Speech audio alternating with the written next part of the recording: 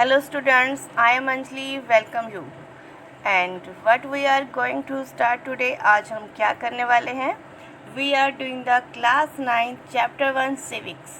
आज हम करेंगे class 9 का civics का first chapter, that is what is democracy and why democracy. Democracy क्या है और why means हमें क्यों चाहिए डेमोक्रेसी. इस चैप्टर में हम स्टडी करेंगे डेमोक्रेसी की सिंपल डेफिनेशंस. डेमोक्रेसी होती क्या है उसके बारे में स्टडी किया जाएगा इस पार्ट में. और सेकंड पार्ट वाई डेमोक्रेसी, इस पार्ट में हम स्टडी करेंगे कि डेमोक्रेसी की एडवांटेजेस क्या है और डिसएडवांटेजेस क्या है, अगर डेमोक्रेसी होनी चाहिए या नहीं होनी चाहिए, इसके बारे में स्टडी किया जाएगा. What is the meaning of democracy? First part. Democracy is a form of government in which the rulers are elected by the people. It is a simple definition. एक सिंपल डेफिनेशन है democracy की कि democracy एक ऐसी form of government होती है जिसमें जो रूलर्स होते हैं are elected by the people, जिनके रूलर्स को वहाँ के लोग इलेक्टेड करते हैं. It's very easy, all of you understand that. ये डेफिनेशन आपको समझ आ गई कि डेमोक्रेसी एक ऐसी फॉर्म ऑफ गवर्नमेंट होती है जहाँ पर जो रूल करने वाले होते हैं उन्हें लोग इलेक्ट करते हैं, चूज़ कर लेते हैं. बट इस सिंपल सी डेफिनेशन में आपको कुछ क्वेश्चंस नज़र आ रहे हैं. क्वेश्चंस क्या हैं? हु आर द रूलर्स, कौन रूलर्स होंगे? Form of government, form of government किस तरह की गवर्नमेंट होगी?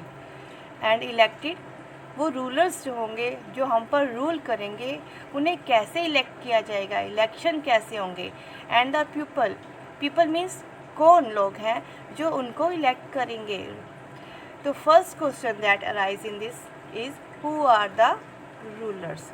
इस डेफिनेशन में जो फर्स्ट क्वेश्चन हमारे पास आता है कि रूलर्स कौन होते हैं. रूलर्स कौन होते हैं? कोई भी राजा कहीं का भी होता है, वो रूल करता है, रूल्स बनाता है लोगों के लिए. वो मोनार्क भी हो सकता है, डिक्टेटर भी हो सकता है. कौन होगा, कौन सा रूलर होगा? इसमें हमने ये देखना है कि रूल जो हमारे लिए रूल्स रेगुलेशंस बनाएगा, जो हमारी कंट्री का लीडर बनेगा, वो कौन होगा, किसे हम ये राइट देंगे, उसके बारे में स्टडी किया जाएगा. Second part and the second question is what kind of elections.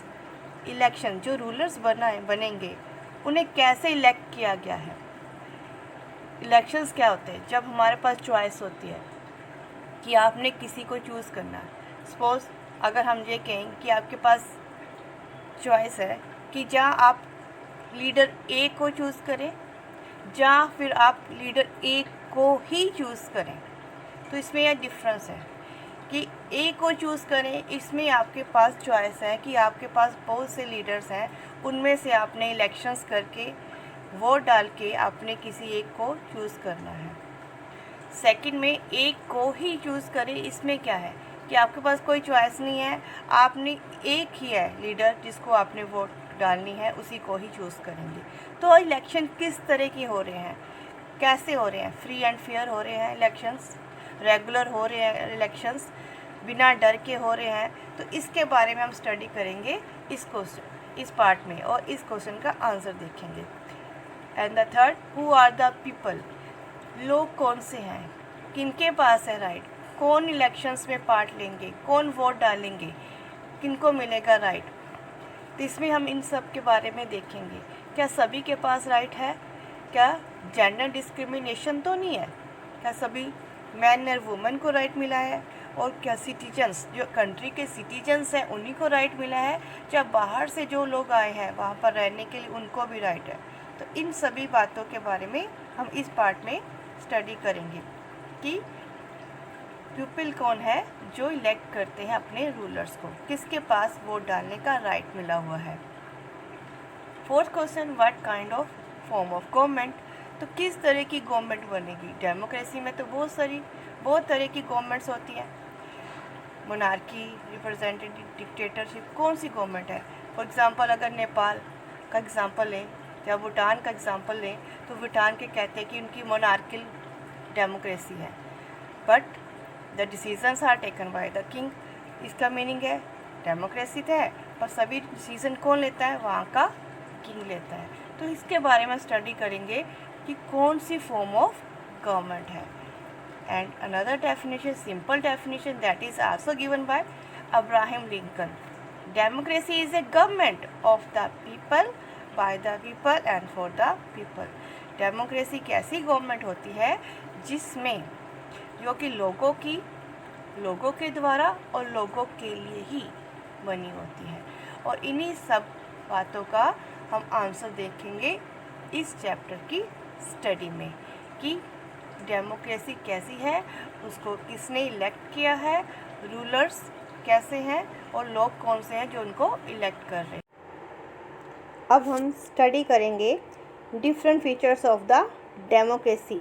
इसी डेफिनेशंस को हम अच्छे से स्टडी करेंगे। तो इसमें हमने डेफिनेशंस में देखा है कि रूलर्स फर्स्ट है कि रूलर्स कौन होने चाहिए। तो ये हम स्टडी करेंगे अलग अलग कंट्रीज़ की एग्जांपल लेके। One by one we explain everything and study these definitions and the features of the democracy. So firstly we take the example of the country that is Pakistan. Pakistan क्या वो democratic country है या नहीं थी, क्या है, उसके बारे में हम देखेंगे। फर्स्ट आपका बुक का देखिए, अगर आपके पास बुक है, बुक में देखिए first topic is major decision by elected leaders. One advice for you, अगर आप जब भी वीडियो देख रहे हैं, अगर आप अपने साथ बुक को भी ओपन करेंगे, अपने पास रखेंगे और साथ साथ रीड करोगे तो आपको ये चैप्टर और अच्छे से क्लियर हो जाएगा और आपके सारे डाउट्स आपको उसी टाइम क्लियर हो जाएंगे। तो फर्स्ट आपका है major decision by elected leaders, कि जो डिसीजंस है, फाइनल डिसीज़न वो कौन लेता है, इलेक्टेड लीडर्स लेते हैं या कोई और। तो हम एग्ज़ाम्पल ले रहे हैं पाकिस्तान का। पाकिस्तान में जनरल परवेज़ मुशर्रफ कौन था? एक मिलिट्री जनरल था। उसने अक्टूबर 1999 में मिलिट्री कूप से वहाँ की जो डेमोक्रेटिक गवर्नमेंट थी उसको ओवरथ्रो कर दिया और वहाँ पर अपना कंट्रोल कर लिया। मिलिट्री कूप क्या होता है? मिलिट्री कूप, जब मिलिट्री की पावर से हम वहाँ की गवर्नमेंट जो है उनका तख्ता पलट देते हैं, उनको अपने अंडर कर लेते हैं, that is known as military coup and designated himself as president, और अपने आप को वहाँ का प्रेसिडेंट डिक्लेयर कर दिया। और उसने धीरे धीरे अपनी पावर को और दिखाने के लिए कि मैं कितना पावरफुल हूँ, उसने रेफरेंडम कंडक्ट किया इन 2002 में से रेफरेंडम कंडक्ट किया। अब रेफरेंडम क्या होता है? और रेफरेंडम मीन्स वोटिंग। जब हम लोगों से किसी भी पॉलिटिकल इशू के बारे में यस और नो, हाँ या ना में जवाब मांगते हैं, उनसे वोटिंग करवाई जाती है, that is known as referendum. जैसे अगर आजकल जैसे पाकिस्तान और इंडिया के बीच में कश्मीर का इशू चल रहा है, अगर पाकिस्तान जैसे चाहता है कि कश्मीर के लोगों में रेफरेंडम करवाया जाए, कि वहाँ के लोगों से पूछा जाए कि क्या वो पाकिस्तान का पार्ट बनना चाहते हैं या इंडिया का, तो उनसे हाँ या ना में जवाब मांगा जाएगा। That voting is known as referendum. तो ऐसा ही उसने 2002 में किया, अपनी गवर्नमेंट, अपनी पावर को दिखाने के लिए कि लोग उसको मानते हैं। And granting him an extension for 5 years, और अपने आप को उसने 5 years और रूल, आगे और रूल करने के लिए तैयार किया, यानी अपनी पावर अपने हाथ में ले ली। बट लोगों ने इसका प्रोटेस्ट किया, सभी लोग इस रेफरेंडम के अगेंस्ट थे। उन्होंने कहा कि ये जो भी काम हुआ that is against the democracy. ज़बरदस्ती मिलिट्री कूप, मिलिट्री की हेल्प से ये काम किया गया है, लोग उसकी तरफ नहीं हैं। They never want Pervez Musharraf. उसने अपनी पावर को और दिखाने के लिए, अपनी लेजिस्लेसी शो करने के लिए लीगल फ्रेमवर्क ऑर्डर तैयार किया। ये क्या था, he according to that he amended the constitution, उसने पाकिस्तान के कॉन्स्टिट्यूशन को अमेंड किया।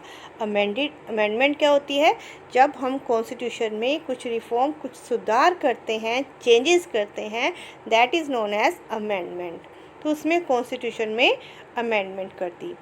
क्या किया, can dismiss the national assembly, कि वो कभी भी नेशनल असेंबली को डिसमिस कर सकता है, उसके पास राइट है। अगर वह उसके अकॉर्डिंग काम नहीं करती हैं तो नेशनल असेंबलीज को डिसमिस किया जा सकता है। National security council supervise civilian cabinet, और जो नेशनल सिक्योरिटी काउंसिल है वो सिविलियन कैबिनेट को सुपरवाइज करेगी। और नेशनल सिक्योरिटी काउंसिल कौन है, नेशनल सिक्योरिटी काउंसिल में उसी के सभी मेंबर्स हैं जो मिलिट्री में ग्रुप में उसकी हेल्प कर रहे थे, यानी सभी मिलिट्री जनरल हैं जो नेशनल सिक्योरिटी काउंसिल का पार्ट है। इट मीन्स जो वहाँ की गवर्नमेंट है वो मिलिट्री की पावर है, सारा कंट्रोल मिलिट्री के हाथ में है। जो इलेक्टेड लीडर्स हैं वो सिर्फ नाम के हैं, उनके पास कोई पावर नहीं है। All the decisions are taken by the military, जो मिलिट्री जनरल्स है वो डिसीज़न ले रहे हैं। इलेक्टेड जो है नेशनल असेंबलीज के मेंबर हैं, जो सिविलियन कैबिनेट में मेंबर्स हैं, वो कोई भी डिसीज़न नहीं ले रहे हैं। जैसे इंडिया में अगर देखा जाए, जो अब प्राइम मिनिस्टर है नरेंद्र मोदी, उसकी हेल्प करने के लिए काउंसिल होती है, मिनिस्टर्स होते हैं, वो उनकी हेल्प करते हैं। पर यहाँ पर क्या है, कोई भी हेल्प नहीं कर रहा, सारे डिसीज़न कौन ले रहा है, national security council. And national security council में कौन है, सभी मिलिट्री जनरल्स हैं मेंबर्स, जो सभी डिसीज़न ले रहे हैं। तो इट मीन्स पाकिस्तान क्या है, डेमोक्रेटिक कंट्री है या नहीं, नहीं है, क्योंकि all the decision taken by the leaders who are not elected by the people, जो भी डिसीज़न लिए जा रहे हैं उनके द्वारा नहीं लिए जा रहे हैं जिन्हें लोगों ने इलेक्ट किया है, बल्कि उनके द्वारा लिए जा रहे हैं जो लोगों ने इलेक्ट नहीं किए हैं, like general Pervez Musharraf and his military generals. तो आपकी फर्स्ट फीचर्स है डेमोक्रेसी का, that is in a democracy the final decision making power must rest with those elected by the people. तो डेमोक्रेसी में ऐसी होती है जहाँ पर जो फाइनल डिसीज़न लेने की पावर उन्हीं के पास होती है जिन्हें लोगों ने इलेक्ट किया गया है, जिसे लोग चूज़ करते हैं। पर डेमोक्रेसी के बारे में अगर देखा जाए तो पाकिस्तान डेमोक्रेटिक कंट्री नहीं है, क्योंकि वहाँ पर जो फाइनल डिसीज़न लिया जा रहा है वो इलेक्टेड लीडर्स नहीं ले रहे हैं। तो पेपर में आपको इसी से रिलेटेड क्वेश्चन आ सकते हैं, जैसे ये डेफिनेशन आ सकती है, in a democracy the final decision making power must rest with those elected by the people, explain. तो हमने इसमें पाकिस्तान का स्टोरी और एग्जाम्पल देके एक्सप्लेन करना है कि कैसे इस डेफिनेशन को बताया जाना है, क्लियर। या फिर ये भी क्वेश्चन आ सकता है, why general Pervez Musharraf conduct referendum in 2002। तो इससे रिलेटेड कोई भी क्वेश्चन आता है तो आपने पाकिस्तान की स्टोरी के बारे में बताना है कि फाइनल डिसीजन लेने की पावर किसके पास होती है। I hope all of you understanding. In the next video we will discuss all the features of the democracy. Next features, we have 4 features, one by one we study all these features. Thank you, have a nice day.